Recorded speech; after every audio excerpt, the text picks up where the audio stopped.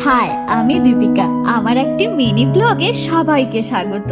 আজকের মিনি ব্লগটি ডিনার টেবিলের মেনু ও খাওয়া দাওয়া নিয়ে। কোনো খাবার যে শুধু আমাদের পেট ভরায় সেটা কিন্তু নয়, এটা আমাদের মনকেও অনেক খুশি করে। যাই হোক, মেনুতে রয়েছে পোলাও, চিকেন রোস্ট, শামি কাবাব ও কেসর জিলিপি। বাঙালির খাবার টেবিল সবসময় থাকে জমজমাট, আর একটা টেবিলকে সুন্দর জমজমাট করে তোলার জন্য তার পেছনে থাকে অনেক কিছু। প্রত্যেকটা খাবারকে যত্ন নিয়ে বানানো, সেগুলোকে সুন্দর করে প্লেটিং করা আর ডাইনিং টেবিলে উপস্থাপনা করা, তবেই একটা ডাইনিং টেবিল সুন্দর আর জমজমাট হয়ে ওঠে।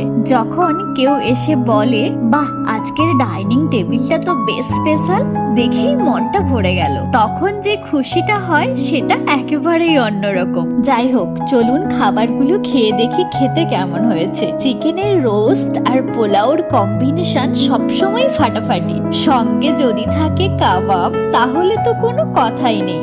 যদিও মিষ্টির প্রতি আমাদের অতটা প্রেম নেই, তাও বানিয়েছি। প্রত্যেকটা খাবার খেতে হয়েছিল জাস্ট ফাটাফাটি। এই কম্বোটা আমার আর আমার হাজবেন্ডের খুব ফেভারিট একটা কম্বো। তোমরা চাইলে এই কম্বোটা ট্রাই করতে পারো। যাই হোক, আমার পেজটি ভালো লাগলে ফলো দিয়ে পাশে থেকো। দেখা হচ্ছে নেক্সট ব্লগে।